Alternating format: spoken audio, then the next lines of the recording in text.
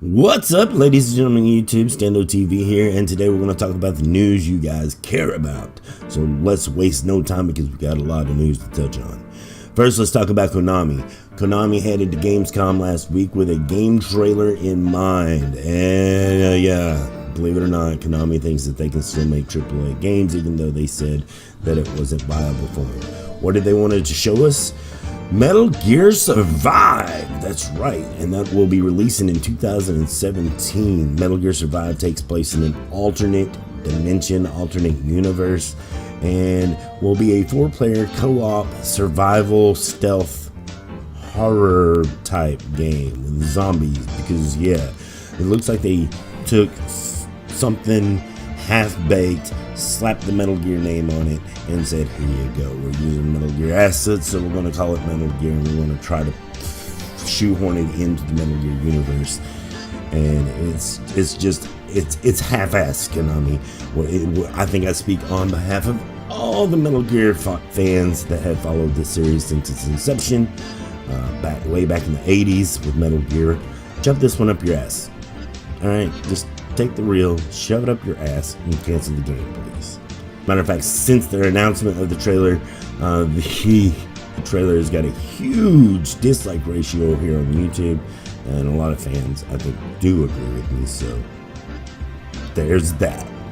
Aaron Greenberg had an interview with Engadget. Of course, Aaron Greenberg, with the marketing division of Xbox Games, he told them that, well, this might be the last Xbox generation of consoles. He said, quote, I think it is for us. We think the future is without console generations. We think that the ability to build a library, a community, to be able to literate with hardware, we're making a pretty big bet on that with Project Scorpio. We're basically saying this isn't a new generation. Everything you have continues forward and it works. We think of this as a family of devices, which unfortunately makes it sound like PC games.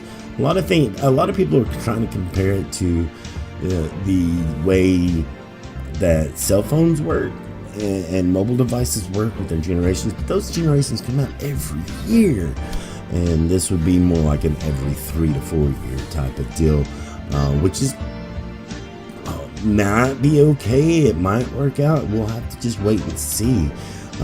Consoles have never done this before. Usually the generation at least lasts 5 to 6 years. Sometimes they're shorter than that, but most of the time it's 5 to 6 years.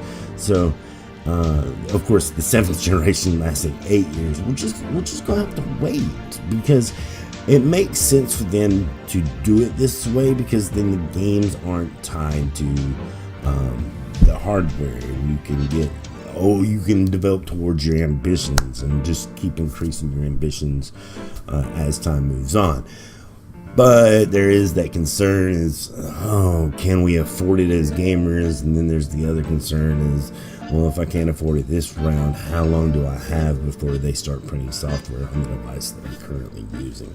So hopefully it works out for them. We'll just have to wait and see, guys. And the rumor mill on the next Red Dead sequel keeps churning. And you know what? A lot of these rumors and leaks give promise to the game actually being legit. As long as we keep talking about it, Rockstar keeps saying that they're working on something, the more likely it is going to be the Red Dead Redemption sequel, right? So, that being said, there is a possibility that Rockstar has been invited to the upcoming PlayStation event where they plan on announcing the PlayStation Neo. Rockstar may be in attendance and may just announce the Red Dead sequel with that. Hopefully we get some more Red Dead Redemption goodness. If you think about it, it makes sense if you account the amount of years of production in between each tentpole title.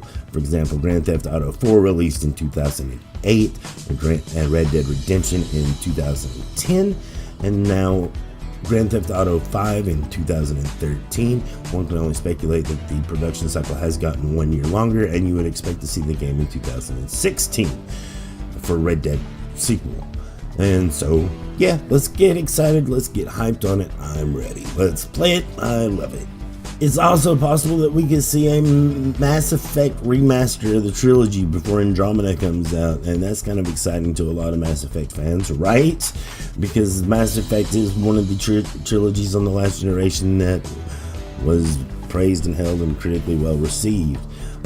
I did like the game. I had my issues with it. I didn't think it was the greatest last generation had to offer, but I did love the story. I think the story alone is worth remastering those games. So, hell yeah, awesome, more Mass Effect. Tekken 7 is getting some backlash from third wave feminists who say their upcoming character, Lucky Chloe, is too sexy, and they're talking about this at her character reveal event. And because she's dressed in a pink and black ensemble complete with a belt-length skirt, a jacket with paws on the end of the arms, and a pair of headphones with animal ears on them, it's easy to see why she's getting the criticism. You would expect it because it's, it is what it is. Just looking at it here, Katsuhiro Harada, the developer of the game, said no, in a tweet, no, they just want muscle and skinheads with gun or MMA style character. Of course, I knew it. So, poor guy. I think he's, you know what? Make the game you want to make. The character will not be released as of right now in North America. That means North Americans are getting less of a game. That's just batshit crazy to me. When it's taken out of context, look, guys, the Japanese culture over there is way different than the American culture over here, and your third wave feminism bullshit is just that, third wave feminism bullshit. You're not really protecting anybody here. You're only harming creativity and innovation and his freedom to express, and that's just wrong.